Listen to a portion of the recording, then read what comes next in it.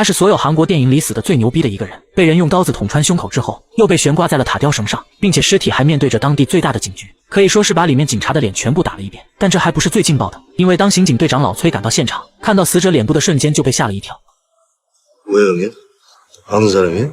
老崔闻言只能心虚的摇摇头，因为这个人他不仅认识，并且还是他亲手杀的。原来就在昨天，老崔破获了一起重大案件，即将就能迎来升职加薪。这对于在警局摸爬滚打了数十年的老崔来说，无疑是最值得高兴的一件事。手下的队员还专门为他举办了庆功宴，几个人从傍晚一直狂欢到深夜。由于期间喝了不少酒，无法开车的老崔被送上了出租车。路上他兴奋地给妻子汇报了喜讯，然后便准备先在车上眯一会。可万万没想到的是，等他再次睁开眼，竟发现司机把他带到了荒无人烟的郊外。还没等老崔搞明白怎么回事，司机就从腰间掏出刀子，边说着老崔曾贪污受贿的行为，边朝着老崔的头就扎了上去。这架势一看就是动了必杀的心。好在老崔是个经验丰富的老刑警，即便是喝了酒，身手也没受到影响。司机不仅没有伤他分毫，他反而把司机给反杀了。虽然是属于正当防卫，但接下来发生的事却强行把老崔拽进了深渊。因为当他拿出手机想要报警的时候，局长却恰好给他打来电话，说自己正在和上级领导一起吃饭，商量他晋升的事情，并且局长还特意嘱咐老崔，让他这2天千万不要惹出什么乱子。听到这里，老崔想要报警的念头瞬间消了。为了自己的大好前程，他决定将杀死人的事情隐藏起来。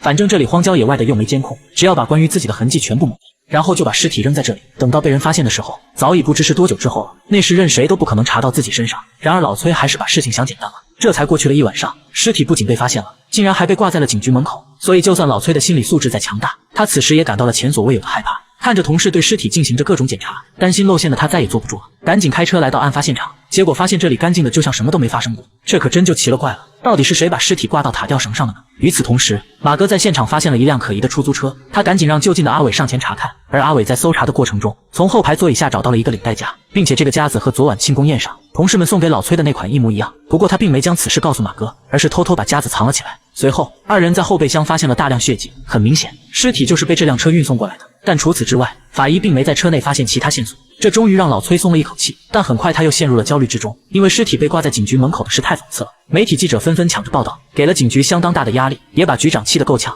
他命令老崔全权处理此案，并且要求3天之内必须破案。这无疑是给老崔出了个大难题，毕竟哪有自己抓自己的呢？而就在老崔陷入两难时，他的手下们却干劲十足，很快就通过城市交通录像查到了出租车的行驶轨迹，并且在昨晚夜里12点左右，可以清晰地看到车辆后座有一名乘客，但由于监控画面太过于模糊，暂时还不能确认乘客的长相，不过可以大概率确定他就是凶手。于是马哥让大家继续调查监控，必须要完善出租车的所经之地。听到这里，老崔知道自己不能再被动下去了，于是他趁着同事没查出来之前，先来到了那晚他上出租车的地方，默默记下了这里的监控编号，然后又马上回到警局，假借队长的身份视察工作，实则是趁着警员们不注意，偷偷顺走了他上出租车时的监控录像。可本以为这么做就能万无一失，然而阿伟这时却突然举起了手，并且恰好看到了老崔往兜里藏东西的一幕。不过他并没有太过在意，因为他此时已经在监控里找到了嫌疑人，并且对方的脸也被拍得很清晰。此话一出，可把老崔给吓坏了。然而当怀着忐忑的心情围过去时，才发现竟然是虚惊一场。原来监控里拍到的嫌疑人只是运送尸体的司机，不过这刚好合了老崔的心意，他现在急需的就是这么一只替罪羊，于是立马下令全程寻找嫌疑人。而这个嫌疑人也相当配合，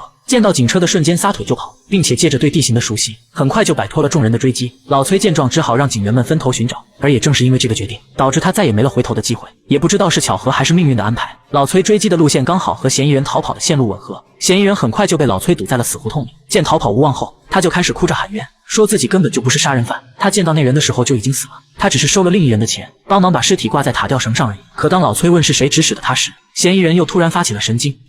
정치우자리 꺼져 이 씨발잡새야. 왜 갑자기 이 남자놈 나타나서 괴롭히고 지랄이냐고. 나 안 죽였다고.